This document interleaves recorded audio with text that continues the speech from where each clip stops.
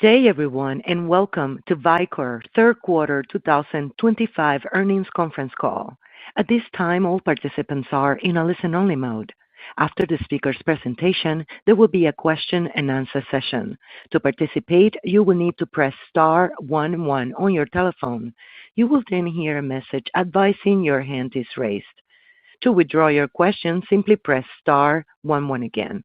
Please note that this conference is being recorded. Now, it's my pleasure to turn the call over to the Chief Financial Officer, Jim Smith. Please proceed. Thank you. Good afternoon and welcome to Vicor Corporation's earnings call for the third quarter ended September 30, 2025. I'm Jim Schmidt, Chief Financial Officer, and I am in Andover with Patrizio Vinciarelli, Chief Executive Officer, and Phil Davies, Corporate Vice President, Global Sales and Marketing. After the markets closed today, we issued a press release summarizing our financial results for the 3 and 9 months ended September 30th. This press release has been posted on the Investor Relations page of our website, www.vicorpower.com. We also filed a Form 8-K today related to the issuance of this press release. I remind listeners this conference call is being recorded and is the copyrighted property of Vicor Corporation. I also remind you various remarks we make during this call may constitute forward-looking statements for the purposes of the Safe Harbor provisions under the Private Securities Litigation Reform Act of 1995.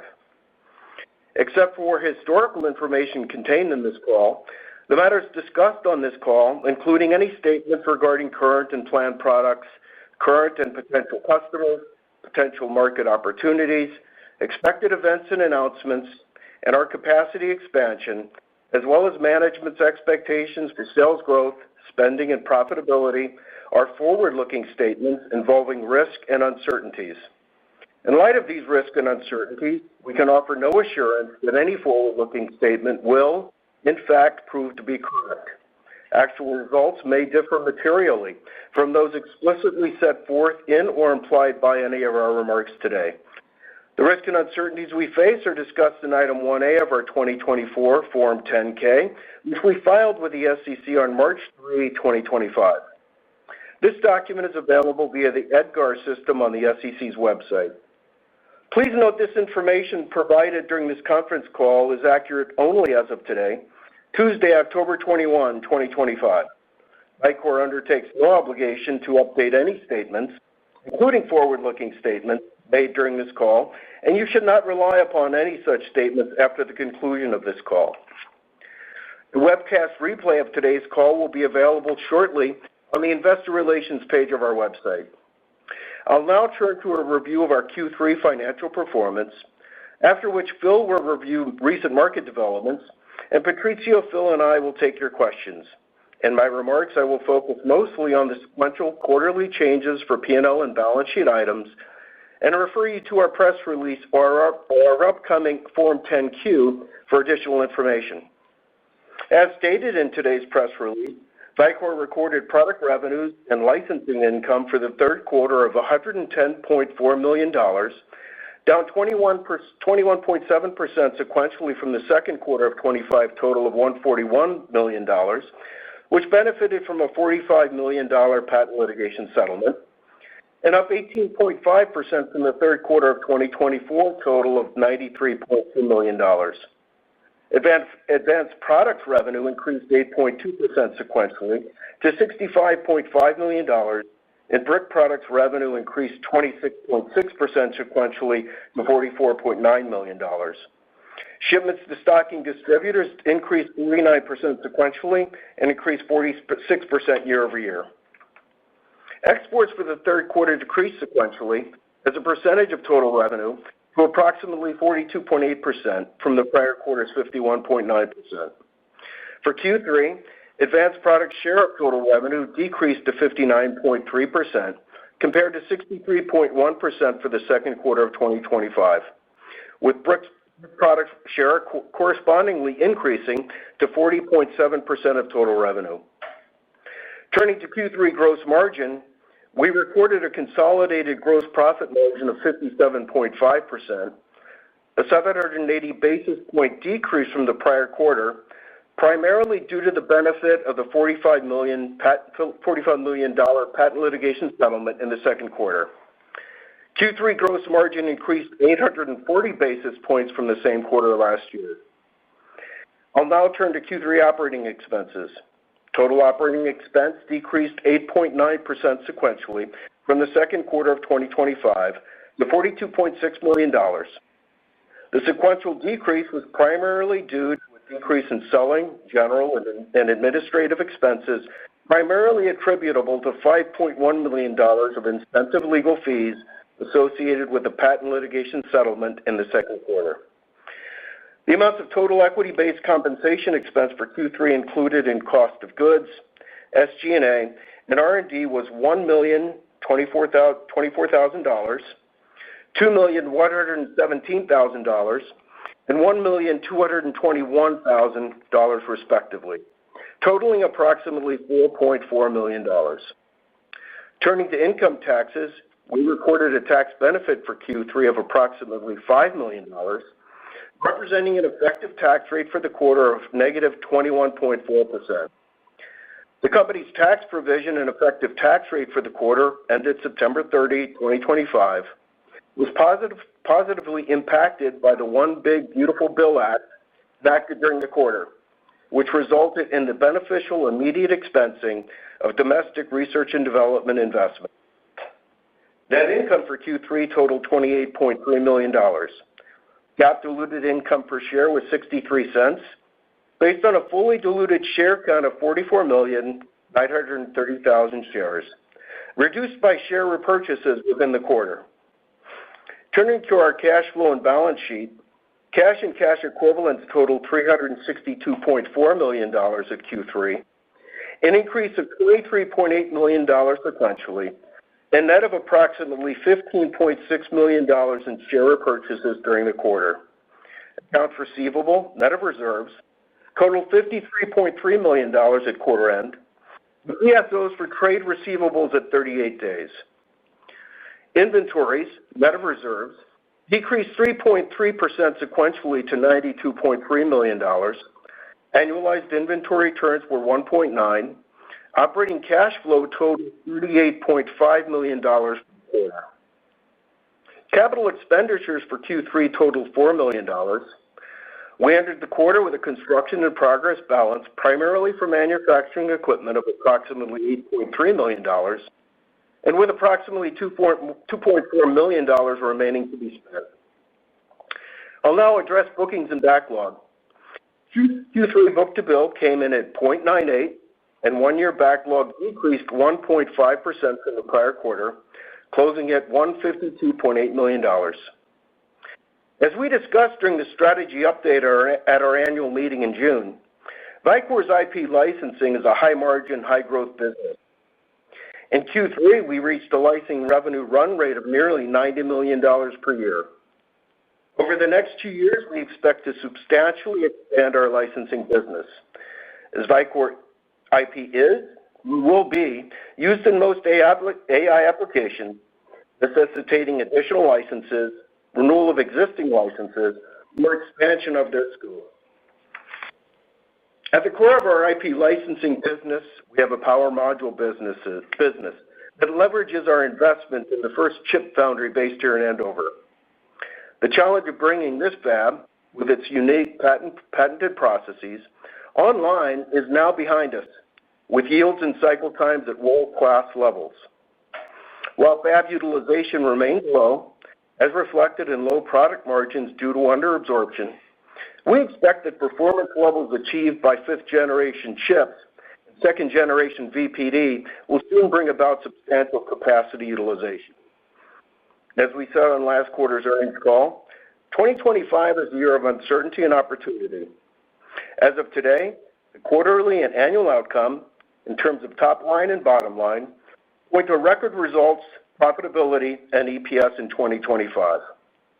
Given uncertainty in the timing of additional license deals, we are unable to provide quarterly guidance. With that, Phil will provide an overview of recent market developments, and then Patrizio, Phil, and I will take your questions. I ask that you limit yourselves to one question and a related follow-up so that we can respond to as many of you as possible in the limited time available. If you have more than one topic to address, please get back in the queue. Bill? Thank you, Jim. My remarks this quarter are focused on data center and AI power system requirements and the market opportunity for Vicor's chips and second-generation vertical power delivery. To support advances in AI-capable data centers and specialized AI factories, power delivery networks need to supply hundreds of kilowatts per rack and thousands of amperes for every GPU, TPU, and network processor. Advances in power density measured in kilowatts per cubic inch at the rack level and advances in current density measured in amperes per square millimeter at the processor package level are gated by conventional power distribution architectures, such as the intermediate bus architecture, or IBA, and voltage regulators, such as VRs and IVRs. Performance limitations of conventional power system technologies using IBA, VRs, and IVRs are affecting critical AI metrics of tokens per second and latency, as OEMs and hyperscalers have to throttle back processor speeds gated by significantly limited power system technology. Unable to meet performance expectations, power system engineers at leading OEMs and hyperscalers are working in opposite and inconsistent directions. To provide efficient power distribution within racks in a data center or AI factory, they are raising power distribution voltages to 800 volts. However, to power the processor socket at a core voltage below 1 volt, they are relying on VRs and IVRs requiring an intermediate bus voltage as low as 1.8 volts. Unlike 800 volt, power distribution at 1.8 volts is inefficient and requires low output voltage bus converters that are also inefficient. Raising the intermediate bus voltage would improve bus converter and power distribution efficiency, but it would do so at the expense of VR or IVR efficiency and current density. In other words, VRs and IVRs suffer from an inherent tension between conflicting requirements. It is a game of picking your poison without achieving adequate performance. Not surprisingly, VRs and IVRs are current density limited to 1.5 amps per square millimeter, while GPU and TPU roadmaps call for current densities above 3 amps per square millimeter. Because of low current density, first-generation vertical power delivery using VRs necessitates complex, stacked assemblies whose mechanical and thermal challenges are compounded by bus converters having to feed kilowatts of power at a low, inefficient bus voltage. Enter Vicor's second-generation VPD, enabled by Vicor's fifth-generation current multiplier technology, with up to 24 times higher current gain than VRs and IVRs in a 1.5 millimeter thin thermally adept package with up to 5 amperes per square millimeter peak current density. Thanks to this high current density, Vicor's Gen 5 current multipliers avoid the need for a VPD gearbox, including a stacked layer of capacitors, enabling VPD solutions which are much thinner and lighter, easier to cool, inherently more robust, and far more scalable. These figures of merit could not have been achieved without Vicor's unique vision and its ability to overcome technical barriers through innovation and invention, which are also reflected in its first $1 billion chip fab. I am happy to report that our Gen 5 vertical power delivery solution for Vicor's lead customer has met target specifications and is now progressing to a Q1 2026 production launch.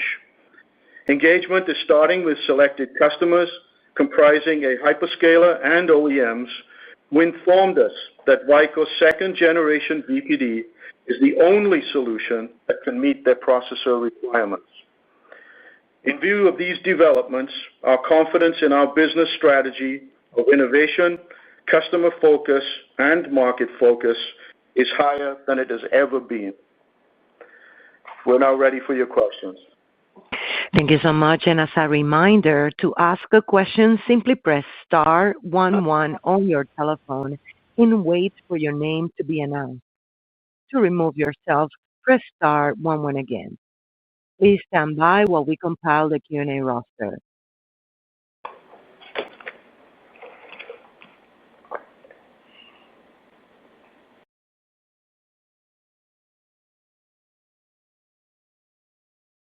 And our first question comes from the line of Quinn Bolton with Needham & Company. Please proceed. Hey, Patrizio, Phil, and Jim, congratulations on the nice results and especially on the IP licensing side of the business. I guess I wanted to start there on IP licensing. Royalty revenue more than doubled quarter on quarter, and I'm just wondering if you can give us a little bit more detail as to what drove that increase. Did you guys sign additional licenses in the quarter that generated higher royalty? Were you able to come to terms with one of your existing licensees about royalty payments on their latest generation architecture? Just any color you can give us on what drove that increase would be super helpful. And I guess the follow-up question is, would you expect that royalty revenue to continue to trend up, or were there perhaps some back quarter payments included in the third quarter licensing? So to your point, we're able to come to a compromise and accommodation with an existing licensee who took an additional license for a time period of 2 years. Some of that 2-year time frame, to your point, is in the past. So within the quarter, we recorded the payment that includes a catch-up for a few months of the year. There's going to be recurring payments every quarter. And in terms of answering your question as to where licensing income is going, I think as we commented in the press release yesterday, our licensing income is going up substantially. As Jim reported in his prepared remarks, we expect licensing income to grow at a rate that could be of the order of 50% a year. We have line of sight to doubling our licensing business within a couple of years based on a combination of factors and actions that we are preparing to execute. That's great. Thank you, Patrizio. I guess the second question for me, just on the licensing or the IP-related royalty. I believe in the past you've said that certain licensees or certain licenses that you grant may also include product revenue, such as your MBM modules, as part of the license agreement.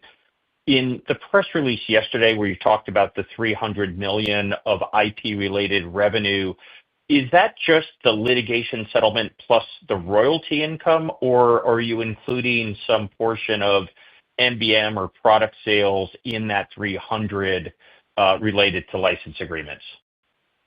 In that figure, we're including some of the module business that is in effect related to the licensing deals. So in terms of gauging the licensing business by itself, without including the module component, I think we can point to the $90 million run rate achieved in the third quarter as the current level of, if you will, the licensing business component of Vicor, which at this point in time, I would submit, should no longer be viewed as just a power module maker, but should be viewed in terms of assessing its value as the combination of two businesses, a licensing business that is growing very rapidly. It's got some lumpiness to it. It's got a lot of opportunities and upside on the one end, and a module business supported by $1 billion plus fab, one of its kind in the universe. That's not been growing, but it will be growing based on the performance levels that we achieved with our second generation VPD, which, as Phil reported in his prepared remarks, fits a need, fills a void that is very much a subject of concern and limitation in the AR world. Excellent. I'll get back in queue. Thank you. Thank you. Thank you. Our next question is from Jon Tanwanteng with CJS Securities. Please proceed. Hi, good afternoon, and thank you for taking my questions, and congrats on the strength in the IP and licensing business. I was wondering if you could talk a little bit more about the strength you saw in the quarter. Was it only from one customer that you came to terms with that caused the sequential jump, or was there other licensees that you signed up and other royalty streams related to that? So, I guess as we look back at what has come about this year, on the eve of the final determination from the International Trade Commission, our first ITC case, which, as you know, resulted in an exclusion order. Prior to that, we signed up a substantial hyperscaler. So that was in January. We then settled a dispute with one of the respondents in the ITC case. So that came into our second quarter performance.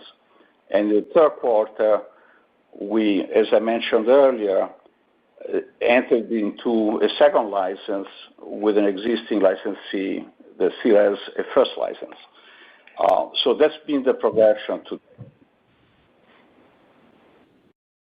Okay, great. Thank you. That's helpful. And then I was wondering if you could talk just about bookings for the next quarter and couple quarters. You had a nice step up in the book-to-bill, just backing into it. Is that just the catch-up from the tariff headwind that you faced, or is there more organic demand there underlying that? Well, so depending on end markets, there is a different level of activity. Phil can tell you more about that in a moment. But from my perspective, we've been allowed in terms of growth in product bookings and shipments for a combination of reasons, which are effectively addressed with the delivery of new generation components and second generation vertical power delivery. So, as suggested in Jim's earlier remarks, we expect to fill the fab. As we do that and no longer suffer from significant under absorption, having in fact put a lot of capacity in place in anticipation of demand, we're going to see all these parameters grow substantially, starting with bookings, backlog, and the top line from product revenues. Yeah, John, as I mentioned on the last call, I see the base business, as we call it, industrial, aerospace, and defense. I mentioned that I see that strengthening as we go through the year, and that's what happened in Q3. Got it. That's helpful. Thank you. And I'll jump back in queue. Thank you. Our next question comes from Richard Shannon with Craig-Hallum Capital Group. Please proceed. Well, hi, guys. Thanks for taking a couple of my questions as well. Maybe I'll address kind of a two-part question here on the IP revenues here. First of all, I'd love to get a sense here of how many customers do you have licensed now? And I certainly understanding that one of them has two different licenses. How many that you might expect here over the next couple of years or so? And then last call you talked about the potential. Actually, I think you talked about this in the shareholders meeting as well. But the potential of seeing as much as $400 million worth of return on litigation investment through the end of 26. You didn't use that language today, although previous answer from Patrizio suggested that's the case. We just want to confirm that that's possible. Okay, let me start with the last one, then I'll go back to the first. So with the progress made as we came through the first, second, and third quarter of this year with licensing deals done in every quarter, our expectation with respect to total returns from what we call Vicor 1, our first ITC action, has been growing. And we've been able to raise our target for returns, not just to date, but through the end of next year and after that. One should understand that the existing exclusion order will remain in effect for the life of the patents. It will affect, and this is a very important point, not just those parties which were in effect directly involved in that case, but because of dependencies on contract manufacturers that were respondents in those decades, it will affect for the foreseeable future any other OEM and hyperscaler that is dependent on those infringing products. Let me go to the other part of your question with respect to how many licensees that we signed up and how many do we expect to sign up. First, by addressing the second part.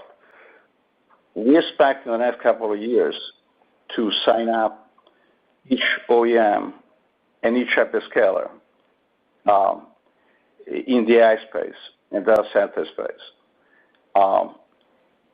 We know that's not going to be easy, but given our visibility with respect to the product roadmaps, the existing solutions, the coverage of our comprehensive patent portfolio over various aspects of bus conversion, density bus conversion, over a wide range of voltages, all the way to the point of load with respect to first generation VPD, which Vicor invented but chose not to practice because of its limitations. I don't see any hyperscaler or OEM with, in effect, state-of-the-art solution being able to do without Vicor power system IP. We have a very well thought out, and obviously it's been very effective strategy to assert our IP, protect our innovations, and get compensated for it. And I see that continue to expand and involving the entire marketplace of OEMs and hyperscalers. Okay, great. Thanks for that detailed answer, Patrizio. Want to follow up on a response to a prior question here about engagement with second gen VPD here. And I think if I caught it correctly, you talked about being engaged with an OEM and a hyperscaler. I wonder if you can provide any more details on how long this has been going on, applications that you're working with, and how long you expect the qualification process to last. Thank you. Hi, Richard. It's Phil. So I'll take that one. So we have been very, very laser focused on our lead customer, right, as we brought the technology through, and now we're very close, Q1 of next year to production. So we have been talking to pretty much everybody in the industry. But what we've done now in terms of the second phase of our VPD launch is to really focus in on 2 or 3 companies, hyperscaler and a couple of OEMs, that offer major, major growth. They have huge potentials because of their scale in terms of both the hyperscaler and their reach as OEM sort of chip manufacturers. And we've been talking to them for a while, and they have obviously been working with others in the industry, looking at their VPD solutions, infringing VPD solutions, albeit, but they have not been able to meet the specifications that they've put forward, to the competitors, so-called competitors of Vicor. And so they're very, very excited now that we're ready to engage. And Q4, we'll see that happen in earnest. And in terms of when I believe we will get to market in terms of sort of pre-production, it's probably the second half of next year, and towards the end of Q3 going into Q4. All right. Great. Thank you, guys. Thank you. Thank you. Our next question is from John Dillon with DMB Capital. Please proceed. Hi, guys. Congratulations. It's really good news all around. Phil, I've got a follow-up question to Richard's, and that's the second-gen VPD deliveries to your lead customer. Have you achieved the 133% solution yet, or when do you expect to? I'll take that one. So to date, we delivered units to the original target. We're working on the 133%. We just taped out a device that will enable us to get there. We're going to have initial samples of that device in January. So we're on our way to the stretch goal of 133%, but thus far, we met the goal of the original current requirement. And then, John, let me just add to that even the 100% goal that we've hit with our lead customer is significant enough to get design wins with these other customers I'm talking about. All right, so we're so far ahead even of the competition that they're looking at Vicor because it's not just current density. I mentioned the thinness of the package. They're also telling us they need solutions below 3 millimeters in height, and no one is able to do that. They're all at about 5 millimeters. So that's a critical spec as well. We hit that 50% smaller than what they want. So again, they're very excited, and what we've got is good enough to get going, and then we'll just up the bar as we bring the 33% through. Let me add a comment to that regarding thickness, right? So VR solutions with gearboxes and so on and so forth are quite thick, several millimeters, quite clumsy, thermally inept as opposed to that. Very difficult to thermally manage, very costly, not inherently reliable. There are IVRs which are thinner and are capable of up to about 1.5 amps per square millimeter current density. But they're challenging in other respects, which is in order to achieve the level of current density, they need to be supplied with 1.8 volt, which at high power levels implies huge currents that need to get delivered at such a low voltage, very close to the point of load. And that was one of the points that Phil in his prepared remarks made. So the predicament for any customer seeking a VPD solution and looking at conventional approaches, ranging from traditional VRs to IVRs, which is in a way a renewed attempt at that which Intel did with fiber many years ago, right, with very mixed results. They have, relative to one another, certain advantages and disadvantages. In particular, the VRs are typically powered nowadays from 5 or 6 volts, so power delivery to a VR is not quite as challenging as 1.8 volt. But then the VRs are thicker in terms of the whole solution. They must run at a much lower frequency, that poor duty cycle. So that's Phil's point with respect to pick your poison. If you want to raise the intermediate bus voltage in order to get somewhat more efficient power distribution, your challenge in a voltage regulator, which works on an averaging principle, right, is dividing a voltage by fundamentally mixing that voltage source with ground. And as you raise the level of voltage source, as the upper voltage gets close to ground, you have to operate with a very low duty cycle, which is inefficient. Or in the alternative, you make the duty cycle efficient, 50% or so, by going to an IVR, but then the problem is you can't efficiently feed the IVR. And fundamentally, the issue is that whether it's VR or IVRs, they don't have current gain. And they insert a loss, in the case of IVRs, which is upward of 10%.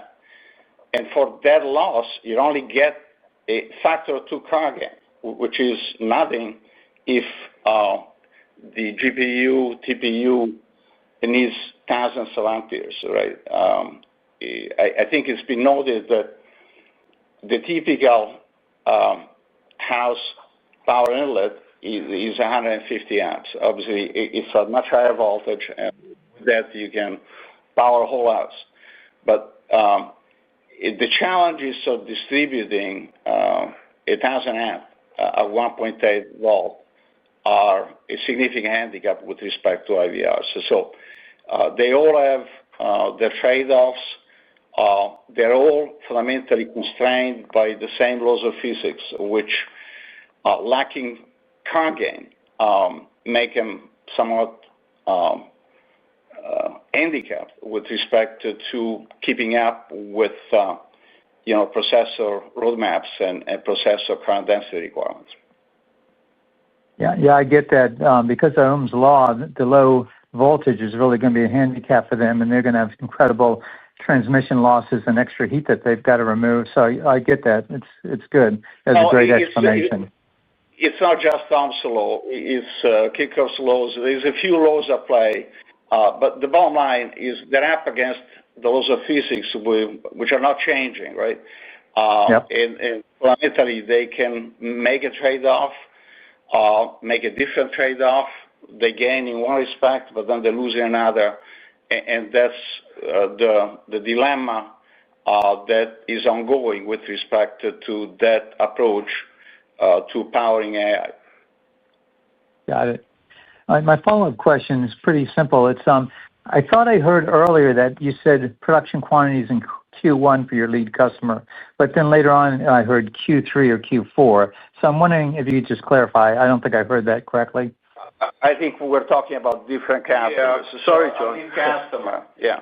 Yeah, so our lead customer is Q1, John, and I now was talking about other customers next year in the second half, end of Q3, Q4 for other customers for production. How are you getting from prototype to production so quickly? That's incredible. I mean, that's really fast. Okay, well, so the problem metrics with respect to current multipliers at higher or lower current levels is extremely scalable. We're going to have complete makeup ready for sampling. And then when it comes to the adoption timeline, it's to a high degree accelerated by the need for a solution lacking acceptable alternative solution based on conventional technology, again, VRs, IVRs, and an IBA architecture. That's handicapping solutions. I can tell you that even though subsequent generations of GPU have used Vicor technology, at least for bus conversion, now then, as in terms of its power system, deliver the requisite, power current level that the silicon team had targeted. And this is a compromise that is, very challenging, clearly, particularly as the AI space gets, more competitive with, obviously, some increase in credible threats of competitive alternatives. Yeah, John, I'd also like to say there's lots of stuff going on in parallel, and there's nothing like having your own vertically integrated chip fab. We're in full control with short cycle times, right? So there's a lot of other things going into that that are advantageous for us getting to production in Q1 next year. Congratulations. This is great news. Great job, guys. I'd just like to add to what Phil has said, which is, the cycle time, and it might be an opportune time to mention how different Vicor is now compared to a couple of years ago. So we have an internalized fab. We have very, very short cycle times. We have great yield, fantastic inventory control, quality control, and on-time delivery. All the metrics that you care about operationally are really now in a place that we're very, very happy about. It's a big deal for Vicor. And I think that one point I made in my prepared remarks, under absorption on the product revenue side is suppressing what would otherwise even be higher margins for the company. We make great standard margins because the pricing captures value, but because we're not loading the factory, we're absorbing under absorption variances. So that's a future state for us to all be very optimistic about. Congratulations. I'll get back in the queue. Great job, guys. Great job. Thank you. Our next question comes from the line of Patrick Connors with Ajax Capital. Please proceed. Hi, guys. Congratulations on a good quarter. I know defending your IP has been a slugfest, so congratulations, and congratulations on the hard work. As you go into production in Q1 for your lead customer and a potential large hyperscaler on the horizon, are there any concerns about deploying a second source? Have you had any pushback from your current clients or future clients about not having a second source, and how are you addressing that? So that's always been an issue and will remain an issue. We have, ways to deal with that. Obviously, a licensing practice provides opportunity for multi-sourcing, but in and of itself doesn't give rise to the know-how and core technology. It is just fundamentally a covenant not to sue, a license that ensures that the supply chain is not going to be interrupted by an injunction or an exclusion order.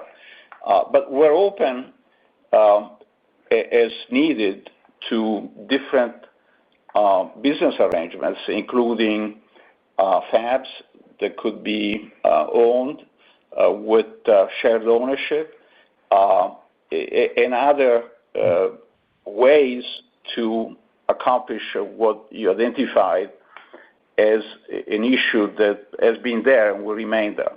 So we are prepared to deal with these needs. We understand, given the pace of growth in AI, that there is a need for multi-sourcing. You can't have total dependency on any one source. And we're prepared to enable that through the licensing model, which provides flexibility with respect to the IP, as well as with respect to the fab that could be replicated in other parts of the world with a lead time of about a year. Okay. One quick question is, you quoted 98% yields right now. Is that at size right now? I mean, I don't know how you measure that. Can you give us some kind of clue as would that satisfy your lead customer? Oh yeah, that's a very good yield in this industry. It's a record yield for us. It's great yield. And to be clear, that's for a particular module that we make upwards of 100,000 a month.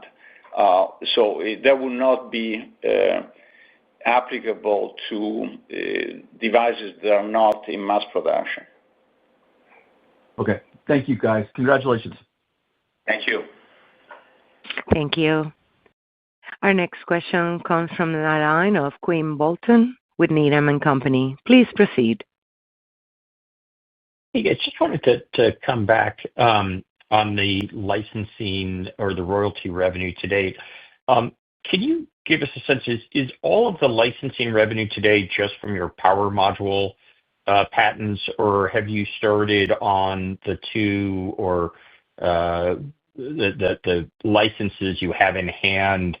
Does that include vertical power or not? It does not include vertical power. It only stems from the assertion of IP to a few certain patents that we have to NBM technology. We have other patents to NBMs. We have lots of patents with respect to VPD, power package. None of these have been asserted yet. Now, as I mentioned earlier, the first LEO, the first limited exclusion order with respect to those patents were found to infringe is going to be enforced for many, many years. And it's going to be enforced more broadly as time goes on.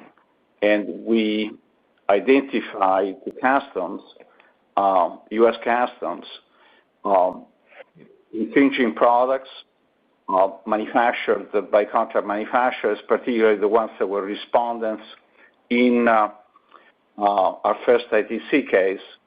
And again, that can affect other customers of those contract manufacturers. And in fact, it's one of these kind of developments that led us to the license that was entered into in the third quarter.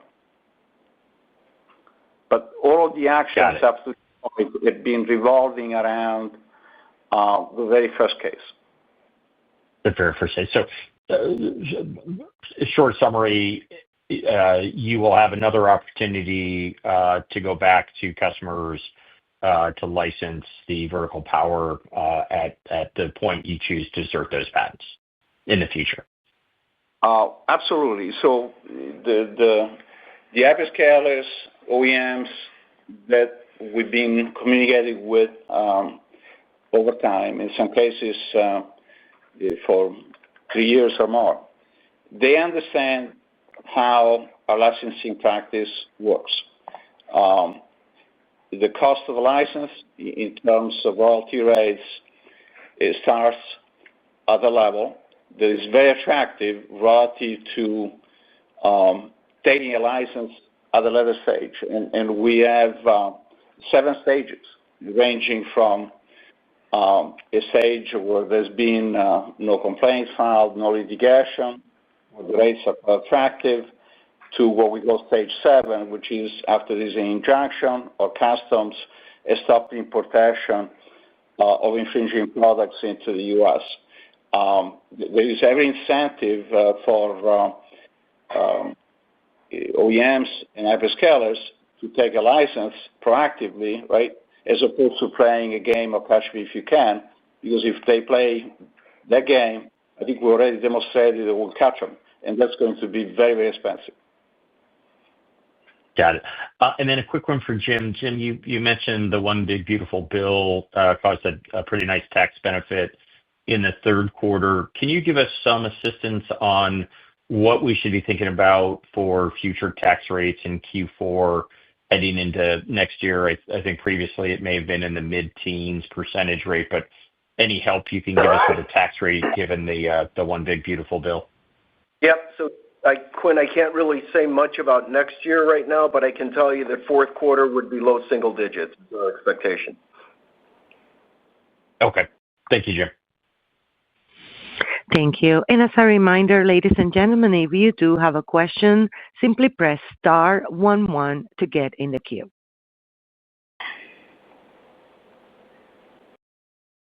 And we have a question from the line of Mr. Neil Gore. Please proceed. Hello. Great quarter, guys. On your licensing deals, are they similar to most licensing deals where you get money up front, granting the license, then on an ongoing basis, you get a small percentage of the sales? We actually don't look for money up front. Obviously, we have all cash, and the cash reserves are growing, even though we've been buying stock. So we make it easy for OEMs and hyperscalers to take a license. They don't have to put up any money up front. They don't even have to commit to using the license.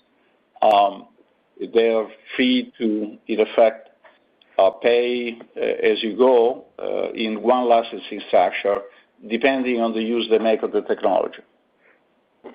Okay, and the companies that have been licensing from you for more than a year, is their revenue growing on a regular basis, or is it pretty flat? So I think we have examples of both. So we have one example with an hyperscaler where the royalty rates, increase at about 3% per month. We have another example where the royalty is fixed by quarter for a number of quarters.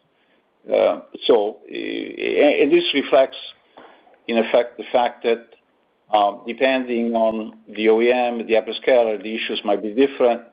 We're very flexible, not rigid with respect to, in fact, enabling what works best for that particular licensee to be turned into a license. Okay, and one last thing. About 2 years ago, you said you're planning to be $1 billion company. Most companies have 5-year plans.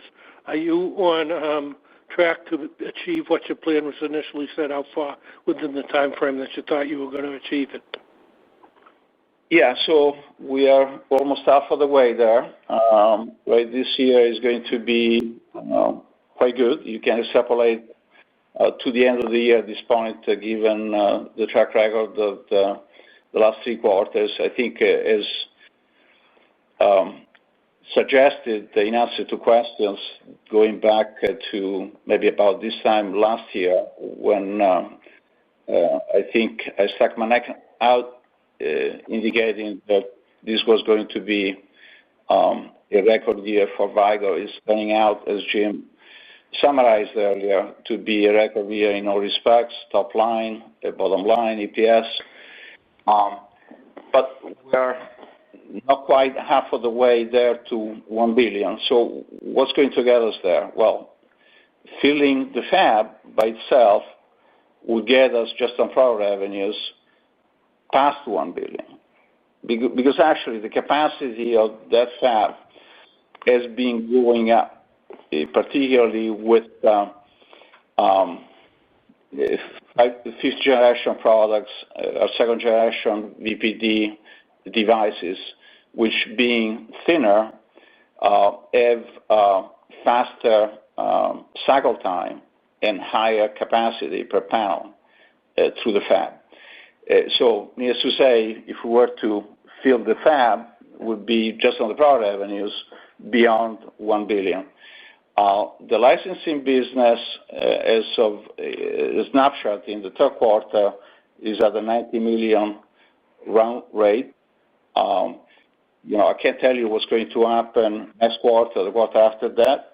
There could be additional licensing deals that might not yet happen. But I can tell you that there's going to be a lot more over the next couple of years as we get additional exclusion orders, and the industry gets to realize that if products use Vicor IP, they need to have a license, or those products aren't going to ship. So the licensing business by itself, as suggested earlier, from 90 can get to $200 million. We have line of sight to that within a couple of years. And that's not the end of that growth opportunity. I think it can go well beyond that level. Thank you very much. Thank you. And we have a question from the line of John Dillon with DMB Capital. Please proceed. Yes. Thank you again for taking this call. Guys, I've seen reports that future AI manufacturers, including NVIDIA, are planning processors that will require 6,000 to 7,000 amps. And you're saying that a lot of the power supply companies are having issues with 2,000 amps. So my question is there anything on the horizon that can power a 6,000 amp processor besides Vicor? Well, I frankly believe that even at the 2,000 amp level, VRs and IVRs and bus converters delivering that kind of power, kilowatts, either at 5, 6 volts, in the case of IVRs, 1.8 volt, those things are fundamentally challenged. I think if we look at GPU companies, they haven't been able to go to VPD because it's really not practical, it's not mature, because it's first generation VPD and it's got the complexities that Phil summarized in his prepared remarks, right? It requires lots of layers, hard to put together, hard to assemble on the back of processor, heat getting trapped, lots of issues. Even at the level of 1,000 amps, never mind 2,000 or more. Now, there is one large hyperscaler that has gone very far with respect to the VPD, but again, suffering from the same kinds of challenges and difficulty seeing how the GPU, TPU roadmap in future years is going to be supported by power system capabilities that are readily available from multiple sources. Sounds like there's nothing out there that will be able to handle 6,000 amps. So, Phil, it all depends, on this has got to be put into perspective, right, for it to be meaningful. Because to be clear, with our lead customer, we've been supplying tens of thousands of amperes for years, but that's a wafer scale engine, as opposed to, So 6,000 amps, if our wafer scale engine would be solving it, right? There, we're now at the level of 50,000 amps, and in the future it's going to be higher than that. So it's all relative, right? All these things. There's nothing terribly magic about 1,000 amps, 2,000 amps, or 6,000 amps, or 50,000 amps. I think the more relevant metric, right, the figure of merit that matters is the current density. Mm-hmm. And relating to that, the current multiplication.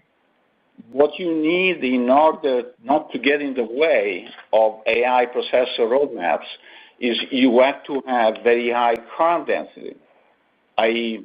several amps per square millimeter and rising, number one.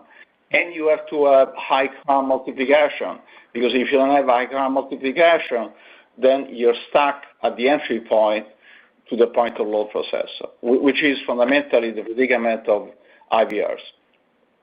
Yeah, and that's my point. It sounds like Vicor is the only one who's going to be able to handle these new processors that are going to be running at these kind of amperes. I'm not good enough to know. It's always dangerous to make absolute statements, right? But I understand. We don't know what we don't know. Yeah. I'm not aware of any other company that can address the roadmap requirements in terms of high enough current density with enough current multiplication. Vicor is the only company with that technology. We pioneered that, heavily patented, many different perspectives, and it just began to show the industry that anybody chasing our track is going to have serious problems. You might recall me saying in the past that our entire portfolio is landmine. We began to see the effect of people stepping over the perimeter of that landmine field. I get it. And then, Phil, you had answered a question about the NBM sales as a result of the licensing contracts with their incentives to take product. What I was wondering is, are we going to start seeing an increase in NBM sales in the next quarter or two? Well, I think that the NBMs that we have are super for a lot of different applications. But the focus for us, John, is really, as Patricio pointed out, bus converters are useful in a number of applications, but the future isn't bus converters. We'll sell a lot of them going forward, but it's really about VPD and coming in 48 volts to our VPD solution and current multiplication at the point of load, as Patricio just explained. That's the future. That's the growth for the company. I get that, but I was just wondering, as a result of these contracts, do you expect to see some NBM increases in NBM sales on the next couple of quarters? Yeah, we're seeing that. Yeah, we'll see some sales. Yeah. So to Phil's point, that's nice, but it's not at the core of the strategy. Right. Totally get it. Great job. Great job, guys. Thank you. Thank you. And ladies and gentlemen, with that, we conclude our Q&A session and conference for today. Thank you all for participating, and you may now disconnect. Everyone, have a great day.